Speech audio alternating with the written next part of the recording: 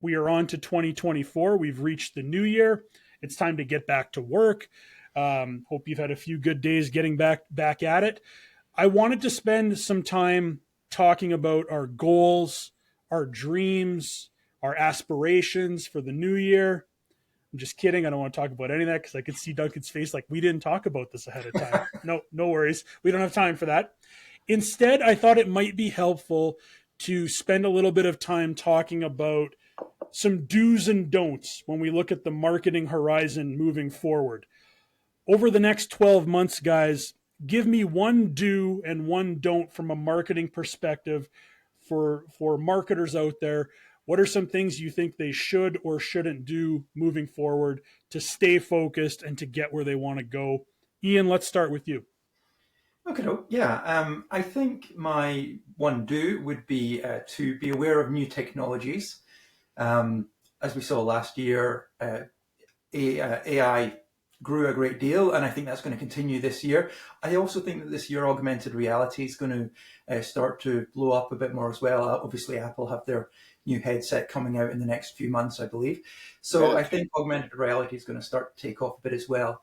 My don't would be don't let that let you neglect your customer experiences, and don't forget your marketing principles. Obviously, as a lot of new tools come out, it is easy to get caught up in it. But you've got to make sure it's appropriate for you, your marketing, your audience, and things like that. You don't need to be on every single platform or using every single tool. So, so do be aware of technologies, but don't let that neglect your customer experience. And to your point, Ian, I think every day I wake up and I hop on my computer or my phone to look at things, and there's always that shiny new tool that appears, and I swear there's a new one every single day, and I start reading it and think, oh, this is interesting to try. Maybe I'm going to spend some time looking at this today, and then I have to catch myself and go, no, I have other things I need to do, and if all I did was look at these tools all day long, I don't know if I would have time to do anything else. So absolutely, yeah, they're coming out thick and fast. Yeah, it's hard too, because there's always that shiny new toy that you see, and you're like, oh, what could we do with this? But indeed, have to be aware of our time. Don't want to go crazy. Duncan, what about you? A do and a don't for marketers in 2024? I mean, let's just like build off a little bit of what Ian was saying, but like a big do this year is to really consider how your audience is consuming media, because I think as a generation this is changing. Video content is huge right now, especially kind of that first person video content or showcasing how you build something, anything like that. As long as it's sort of entertaining, people will interact with it. The algorithms will interact with it and probably favor it. So this kind of like short form video is huge right now. It's huge for awareness. It's part of the reason why we're doing this podcast in the first place. But it is a huge change and shift in how audiences are consuming media. And, businesses have to be aware of how they can leverage it and how they can use it to get out content that their audiences will engage with. Now, a don't to that, though, is assume that just because you're making a video that you need to spend thousands of dollars on equipment and build and bring in a professional team to go and do this stuff. Most videos that people do that are successful are literally them holding up their phone or even in a tripod of them doing something. You don't have to go crazy with this stuff. It just needs to feel natural and not forced, which is why if you do it with a big agency, oftentimes you miss the mark. And to your point, Duncan, about the equipment, it's very obvious we don't spend a lot of money on equipment, correct? I have lights. That's a start. You have internet that sometimes works. Yeah. Ian spent some time doing his background, but I think you're correct, Duncan. The idea of video, I mean, it's always been big, but I think the idea of what a video should look like and feel like has changed over time.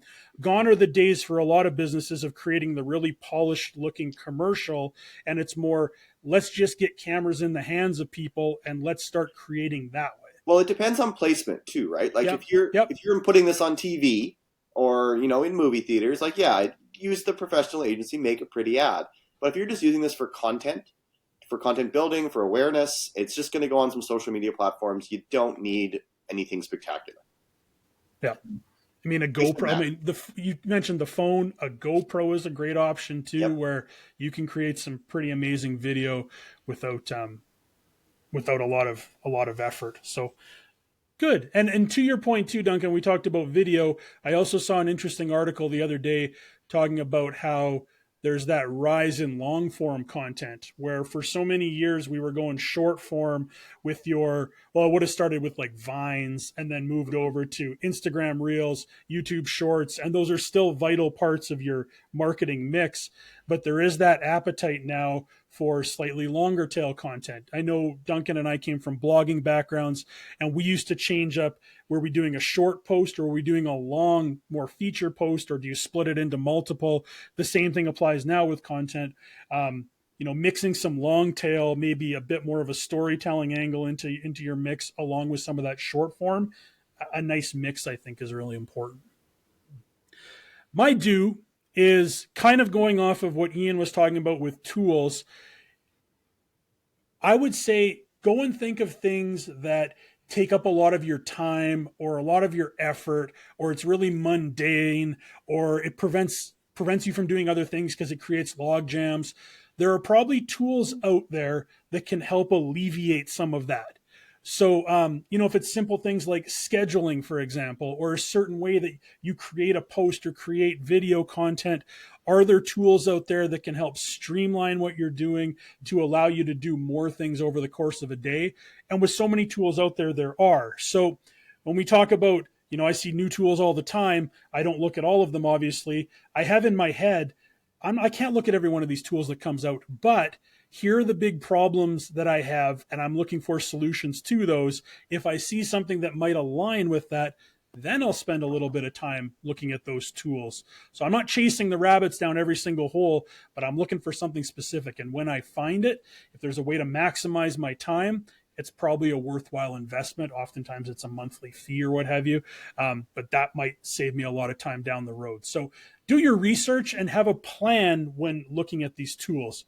And this isn't a don't that is 2024 specific. This is a don't that I think I've been preaching, and many people have been preaching for years and years and years, is don't spread yourself too thin on social media. You can't be everywhere. You can't create enough content in a day as a small business owner, a medium-sized business owner, or a small marketing team to actually go and sustain a strategy across every single social media channel out there. So be strategic on where you're placing your content, be aware of the resources you have available to you, and make good decisions based on that. And I think you'll have a lot more success. So don't spread yourselves too thin. You can always add later. It's really hard if you go out and you're on everything to begin with, only to realize that you don't have the time or the effort or the money to be able to sustain all those. And then you have to start backtracking off of things. So that's my